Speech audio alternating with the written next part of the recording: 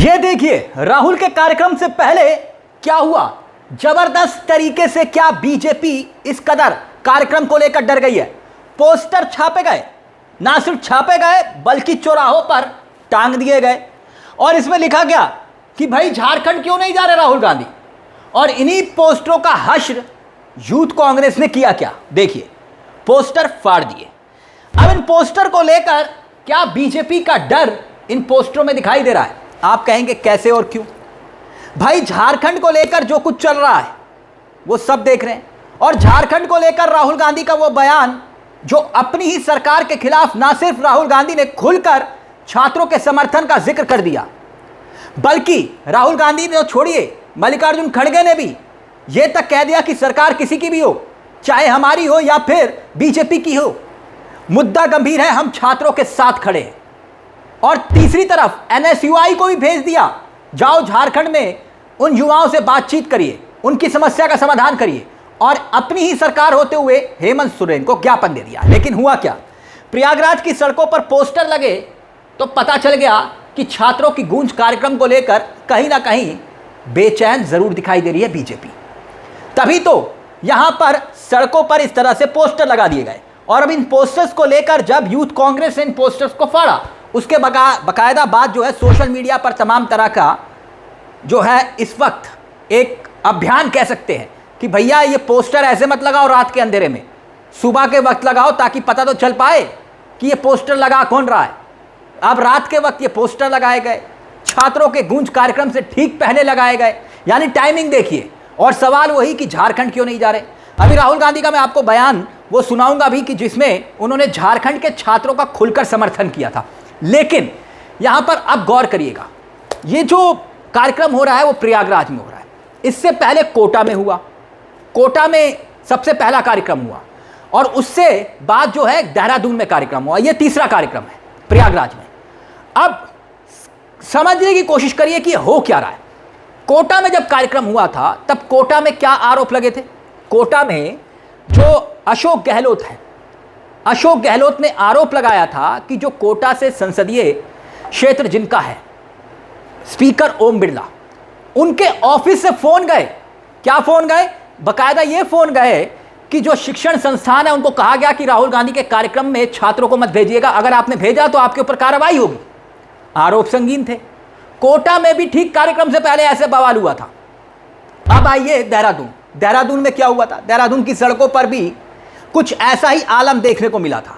राहुल गांधी पहुंचने वाले थे, कार्यक्रम स्थल तय था, तंबू बंबू तैयार थे और ठीक उससे पहले धामी सरकार ने कहा नो, परेड ग्राउंड में नहीं करवाएंगे कार्यक्रम। और फिर दूसरे ग्राउंड में कार्यक्रम करवाना पड़ा। बारिश हुई लेकिन उसके बावजूद भी छात्र वहां पहुंचे। अब तीसरा कार्यक्रम प्रयागराज में हो रहा है। लेकिन इसी दरमियान एक और घटना घटी। जंतर मंतर पर 20 तारीख को जो लाठीचार्ज हुआ, छात्रों पर आंसू गैस के गोले, बैलेट गन का चलना, अमित शाह का सदन के भीतर ना आना। और दूसरी तरफ एक और घटना घटती है, शिक्षा मंत्री धर्मेंद्र प्रधान का इस्तीफा होना। यह अपने आप में इसलिए बड़ी बात है क्योंकि मोदी सरकार में 12 सालों में, क्योंकि सत्ता का अहंकार, ये मैं नहीं कह रहा, राजनाथ सिंह ने कहा था कि यह मोदी की सरकार है, यहां इस्तीफे नहीं होते। अब ऐसे में इस्तीफा भी हो चुका है शिक्षा मंत्री धर्मेंद्र प्रधान का। और मुद्दा क्या, छात्रों की गूंज, छात्रों की आवाज। मुद्दा क्या, जेनजी। अब उसका इफेक्ट देखिए क्या हुआ। उसका इफेक्ट यह हुआ कि मोदी जी अब जेनजी से बात कर रहे हैं इंस्टाग्राम पर। अपने मंत्रियों को कह रहे हैं कैबिनेट की बैठक में कि मंत्री जितने भी हैं उनसे कहा है कि इंस्टाग्राम पर एक्टिव हो जाओ। इतना ही नहीं, खुद आरएसएस चीफ मोहन भागवत छात्रों के साथ, जेनजी के साथ बातचीत कर रहे हैं, जिन्होंने यह कहा था कि इस देश के भीतर शिक्षा कभी मुद्दा नहीं बन सकती। राहुल गांधी ने उस मुद्दे को लाकर सियासत के केंद्र में खड़ा कर दिया। इसलिए छात्रों की गूंज कार्यक्रम से पहले ये पोस्टर फाड़े जा रहे हैं। अब देखिए, जो इंडियन यूथ कांग्रेस है उसने सोशल मीडिया पर क्या लिखा, बयान देखिए। इंडियन यूथ कांग्रेस ने लिखा कि प्रयागराज में राहुल गांधी जी के छात्रों की गूंज संवाद कार्यक्रम से डरे भाजपाइयों ने जगह जगह प्रोपोगेंडा बैनर्स लगाए थे। युवा कांग्रेस के साथियों द्वारा इस वक्त संतरों की तरह बैनर्स को भी छिला जा रहा है। यानी यूथ कांग्रेस यहां पर इस तरह का उन्होंने ट्वीट किया। इसके बाद जो एक और ट्वीट मैं आपको दिखाना चाहूँगा दोस्तों, अपनी स्क्रीन पर देखिए।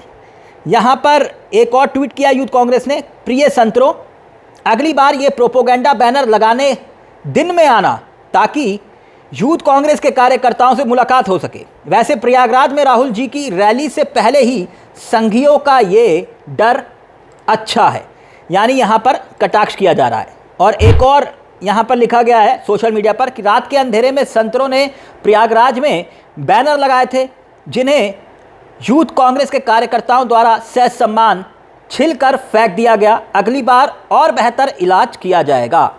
यानी यूथ कांग्रेस भी यहाँ पर जो है ना वो था कि भैया आप अगर जो है वो था ना पहले कि भैया एक थप्पड़ मारा तो दूसरा गाल आगे कर दो। यहाँ पर ये कह रहे हैं कि भैया आप एक थप्पड़ मारोगे हम दो मारेंगे। मतलब कुल मिलाकर लबोलबाब यही है, कहने का मतलब यही है कि भैया आप पोस्टर लगाओ हम फाड़ देंगे।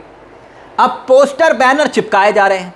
अभी इसमें एक कहानी और है, उस पर भी मैं आऊँगा, लेकिन पहले ज़रा सुनिए ये झारखंड को लेकर जो जिक्र किया जा रहा है उसको लेकर तो राहुल गांधी ने पहले ही स्टैंड क्लियर कर दिया था और प्रयागराज पहुंचने से पहले ही स्टैंड क्लियर कर दिया था कि झारखंड को लेकर उनकी सोच और नजरिया क्या है। सुनिए जरा झारखंड को लेकर राहुल गांधी ने क्या बयान दिया था, सुनिए। झारखंड के स्टूडेंट्स अपने हक के लिए प्रोटेस्ट कर रहे हैं, प्लीज उनको सपोर्ट करें। देखिए, स्टूडेंट प्रोटेस्ट जो देश में हो रही है एजुकेशन सिस्टम के खिलाफ हो रही है। मैंने साफ कहा है, देहरादून में कहा है, कोटा में कहा है और इलाहाबाद में जाकर कहने वाला हूं, हमारा एजुकेशन सिस्टम कोलैप्स्ड है, बहुत महंगा है और ऑप्रेसिव है। हर सरकार को स्टूडेंट्स की बात सुननी चाहिए और एजुकेशन सिस्टम को बदलने के लिए एक्शन लेना चाहिए, चाहे वो कांग्रेस की सरकार हो, नेशनल सरकार हो या झारखंड की सरकार हो। यानी झारखंड के युवाओं को लेकर राहुल गांधी पहले ही रुख साफ कर रहे हैं कि मैं झारखंड के युवाओं के साथ हूं। अब चर्चा यह भी है कि राहुल गांधी खुद झारखंड भी जा सकते हैं। खैर, नेता विपक्ष है, कार्यक्रम उनका कब क्या कैसे होगा वो राहुल गांधी खुद तय करते हैं। लेकिन यहां पर एक बड़ी बात और है, ये प्रयागराज में ऐसा क्यों हो रहा है जानते हैं आप? अब आइए उत्तर प्रदेश की सियासत पर। उत्तर प्रदेश की सियासत अब तक अगर आपने देखा हो, आप भी जानते हैं, बटेंगे कटेंगे, हिंदू मुसलमान सांप्रदायिकता के आधार पर चुनाव होता है और 2027 की पिच भी उसी आधार पर तैयार की जा रही है। या तो जातियों के आधार पर गोलबंदी या फिर सांप्रदायिकता के आधार पर चुनाव। ये दो मुद्दे अहम होते हैं। लेकिन इस बार क्या हो रहा है कि ये मुद्दा जो है जैन ज़ी का और जैन अल्फा सड़कों पर आ चुका है। जैन अल्फा उत्तर प्रदेश में आपने देखा होगा, जो युवा पीढ़ी है जो कि 9 से 12, 13, 14 साल तक के बच्चे हैं, वो भी सड़कों पर उतरकर कह रहे हैं कि हमारे स्कूल की हालत को दुरुस्त करिए। यानी बीजेपी ने अपने कार्यालय बना लिए, जिला मुख्यालय बना लिए, लेकिन 94,000 स्कूल हमारे देश के अंदर बंद हो गए, सरकारी स्कूल। यही एक डर सता रहा है कि भैया अब युवा जो है ये सवाल कर रहा है और यही काम राहुल गांधी मंच पर लाकर उन यूथ को जो है मंच दे रहे हैं कि आइए और आकर अपनी बात को रखिए। ना सिर्फ नीट पेपर लीक का मामला, बल्कि तमाम ऐसे मुद्दे जो पेपर लीक से जुड़े हुए हैं, शिक्षा व्यवस्था से जुड़े हुए हैं, शिक्षा के बजट से जुड़े हुए हैं। इसीलिए क्या सरकार बेचैन है कहीं ऐसा ना हो कि 27 के चुनाव में सांप्रदायिकता के आधार पर वोट करने वाली जनता शिक्षा के मुद्दे पर वोट करने लग जाए। खतरे की घंटी तो है ना साहब। इसीलिए क्या इन पोस्टर्स में डर दिखाई दे रहा है? अपनी राय कमेंट बॉक्स में जरूर रखिएगा। मुझे तिलक चावला को दीजिए इजाजत। बेल आइकॉन दबा लीजिए। मंच आप ही का है। नमस्कार, जय हिंद, जय भारत।